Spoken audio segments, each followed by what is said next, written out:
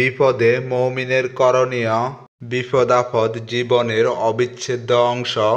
মুমিনের জীবনেও বিভিন্ন কারণে বিপদ-আপদ আসে।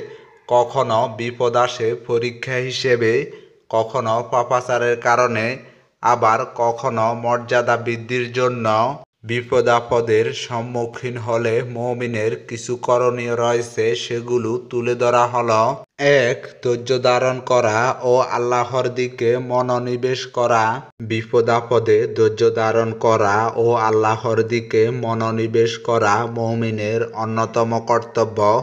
ধৈর্য ধারণ করলে আল্লাহ সীমাহীন পুরস্কার দান করেন এবং রহমত নাজিল করেন। ২. বিপদে বিশেষ দোয়া পাঠ করা। বিপদের সম্মুখীন হলে এই দোয়া পাঠ করা সুন্নত। ইন্না লিল্লাহি ওয়া ইন্না ইলাইহি রাজিউন।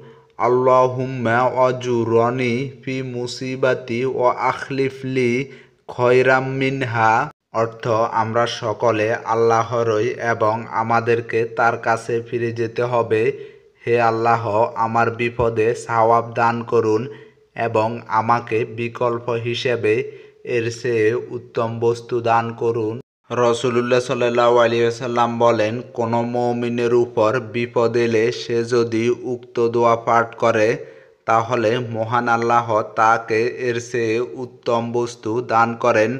সহিহ মুসলিম, হাদিস নাম্বার 2011। পাপাচার বর্জন করা এবং তাওবা ইস্তিগফার করা। অনেক সময় পাপ কর্মের কারণে মুমিনের জীবনে বিপদ এসে থাকে, তাই পাপাচার বর্জন করে আল্লাহর কাছে তাওবা ইস্তিগফার করতে হবে। তাওবা অবলম্বন করা। বিপদ এলে তাকওয়া অবলম্বনের প্রতি বিশেষভাবে মনোযোগী হওয়া উচিত, কারণ তাকওয়ার বদৌলতে আল্লাহ তাআলা বিপদ মুক্তির পথ তৈরি করে দেন। বিপদ মুক্তির জন্য সাধ্যমতো চেষ্টা করা। দোয়া ও ইস্তিগফারের পাশাপাশি বিপদ থেকে উত্তরণের জন্য যথাসাধ্য চেষ্টা করতে হবে এবং যথাসম্ভব অন্য বিপদগ্রস্ত লোকদের পাশে দাঁড়াতে হবে এবং অন্যের বিপদে পাশে দাঁড়ালে মহান আল্লাহর সাফল্য লাভ হয়। নবী করিম সাল্লাল্লাহু আলাইহি ওয়াসাল্লাম বলেন, বান্দা যতক্ষণ তার ভাইয়ের সাহায্যে নিয়োজিত থাকে, আল্লাহ ততক্ষণ তার সাহায্য করতে থাকেন।